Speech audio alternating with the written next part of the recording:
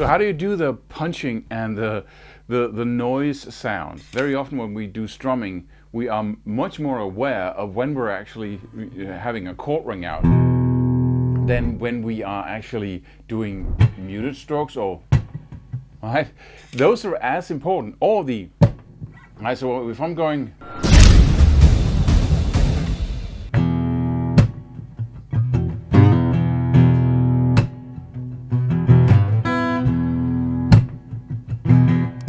So we got all kinds of little things going on, and that's advanced strumming basically, right?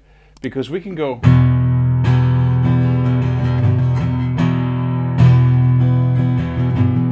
there's nothing wrong with that, that's just another sound.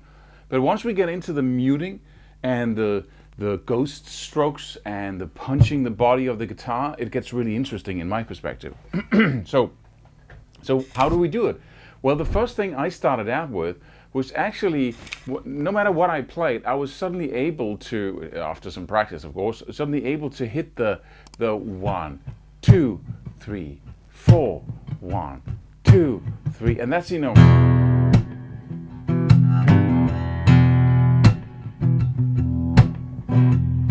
so do an E minor down here, right? And you're only strumming this area in this little thing here. So have that ring out so you have it, but keep it under control. So instead of going, you simply go, you don't hit it very hard.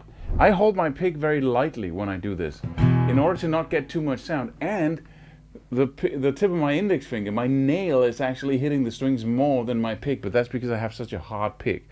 But also, even though I was using a softer one, I want that sound exactly. Alright?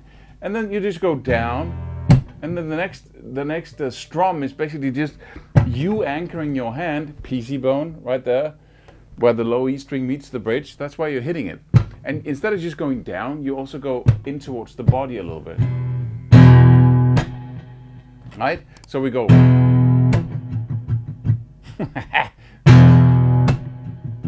Right? As I punch, I go down, up, down, up, down, up, down.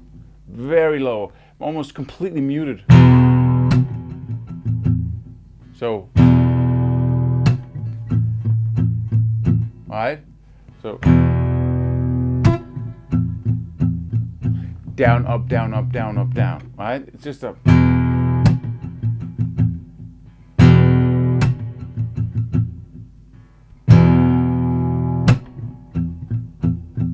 right?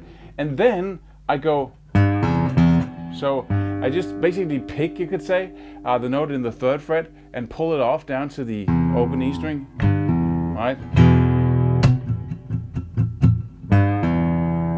And then I hit it again with the downstroke. So down, pull off, and hit it again. All right, so.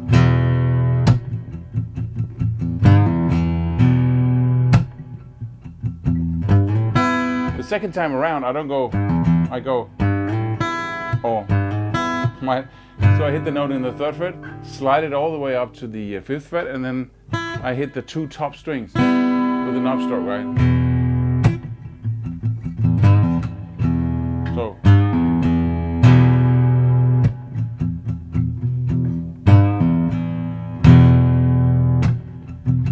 Just loop that first.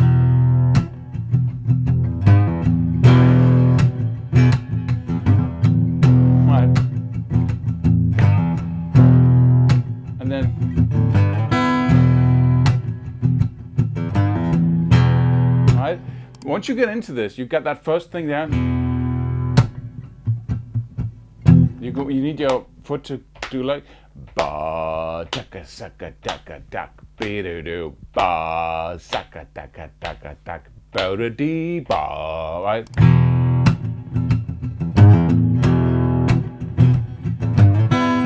Right? If you take a loop like this, a simple loop like this, and you keep playing it over and over and over again until it's so easy, it's crazy, then what will appear, if you do other strumming stuff as well, if you practice the system here, is that gradually you're going to be able to go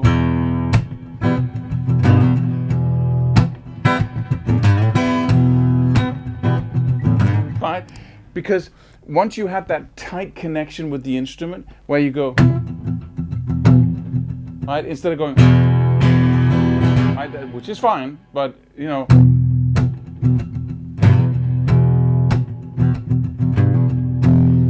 there's always muting going on, and the punching.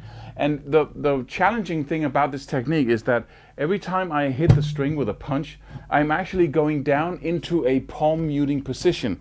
And the palm muting, this fatty area of the hand, is just pressing down on the strings a little bit, right?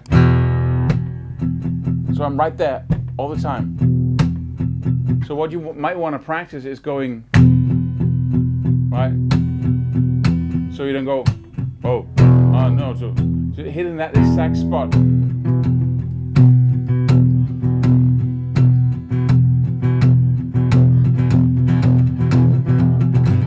Right?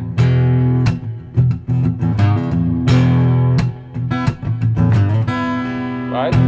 A very beneficial exercise, but it's a meditation. First you learn the bits and bytes of do, and you practice the palm muting.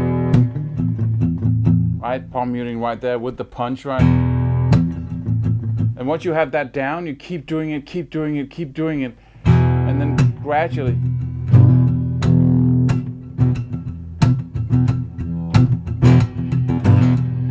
you develop that ability to be so close to the instrument instead of it being something we operate.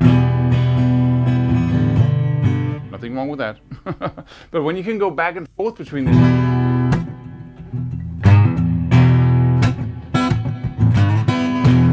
then you have some real power. You can control the dynamics in a completely different way. So play this little example loop here over and over again, right?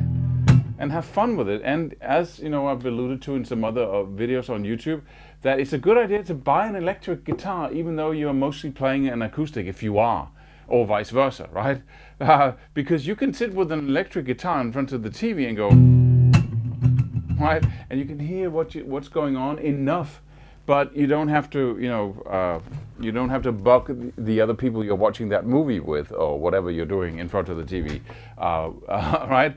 So that's a very nice idea, to be able to practice with no sound. You can't do that with a very loud Western guitar. You can take this very far, because once you start going from strumming, right, and you go down into all the details, the muted strokes, the punching of the body, the how much muted, and you combine, right, then suddenly you get into a level of complexity where there's more elements. It's still simple, but there are just more elements that you can play around with and combine, and that's what you want to do. But it's a meditation, this rhythm. Just sit with it and and record yourself until you have it. The whole point of doing this rhythm is not to go, it is to record yourself and notice, does it sound in the right way? It's completely like, it's like phrasing a lick, where I get a sliding right, the vibrato, and all the little combinations of these little elements in the lick that you want to get just right to make it sound just right. It's the same thing here. It's not a mechanical thing. It's a,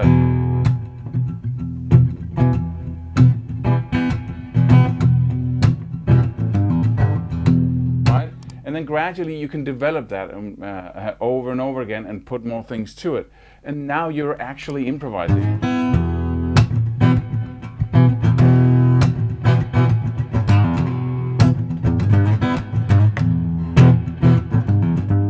Right?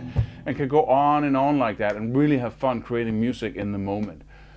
With that said, do the exercise here. Make that your entry point into a greater deal of complexity when you are strumming. Take these exercises here and grind them all the way till you simply cannot practice them anymore. You're so good at the things that you take them all the way to the top. That's the secret. If you do that, then nothing can stop you. You've broken open the whole barrier of becoming excellent and outstanding at strumming and rhythm guitar like this. And everything from there will be so much easier. It's a joke. But most people never break through that wall because they stay good at what they practice. They stay at a level where they can do it, and it sounds, pretty good. It sounds good, but they never take it that, just once it's good, you practice as much as you've just been practicing in order to make it good. You practice all the way up here until it's effortless. And that's why your brain suddenly starts having fun, because now it's a tool that you don't need to focus on. Now you can start really influencing what you play in the moment. And that's the reward, man. That's the greatest reward of mastery, is being able to really play music without thinking about the mechanics, without being focused on them. There's just this game going on when you're playing that's effortless.